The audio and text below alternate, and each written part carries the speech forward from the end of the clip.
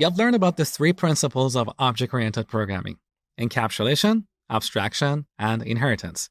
In this video, we're going to talk about the fourth principle, polymorphism. So poly means many, morph means form. Polymorphism means many forms. This is one of the features of object-oriented programming languages that allows an object to take different forms. This is extremely powerful. Let me show you. So here in this project, I'm going to create a new class. Add Java class. We're going to call this checkbox. And we want to extend the UI control class. Now here we have a compilation error. There is no default constructor available in UI control. So earlier, we added this constructor here, which means we no longer have a default constructor without any parameters. So every time we want to extend this class, we'll have to call the base constructor using the super keyword. Let's not worry about that in this video. So I'm going to comment out this constructor. Now back to our checkbox. The compilation error is gone. Beautiful. Now let's go to our main class. We're going to create an array of control objects and render each object on the console. So we're going to create a UI control array. We call it controls and initialize it like this. Here we want to add a text box followed by a checkbox. That is enough for this demo. So imagine we want to render a form that has multiple control objects. We could have a few text boxes, a checkbox, a radio button, and so on. Now, if you want to render different control objects in a procedural way, we'll end up writing code like this.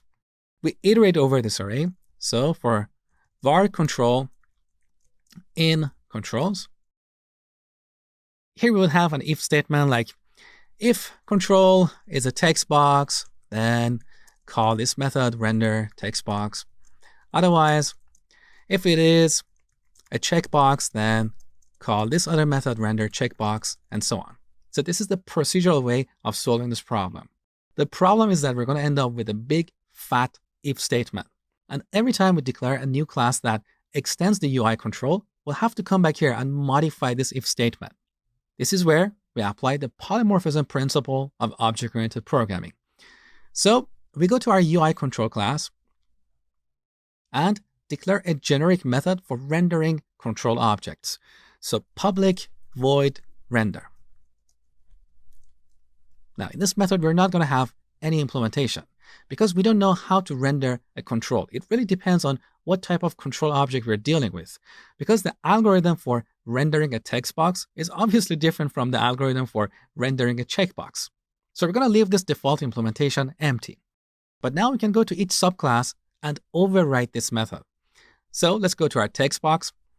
Here we have a compilation error because we're calling the base constructor and passing true. Now let's comment this out. We don't need this anymore. Instead, we're going to overwrite the render method.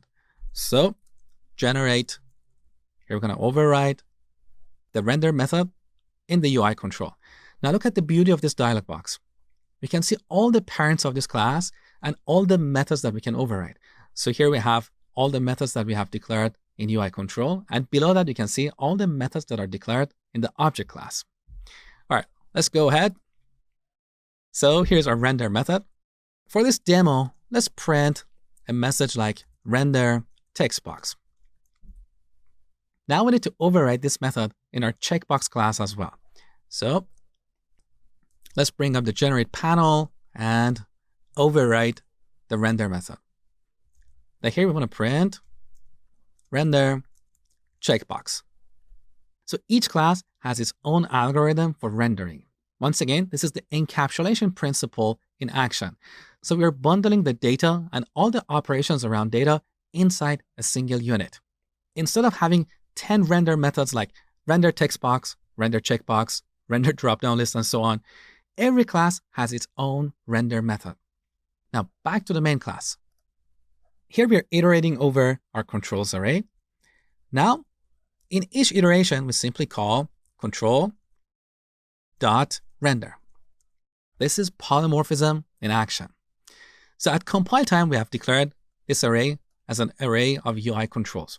But at runtime, we are inserting different objects inside this array.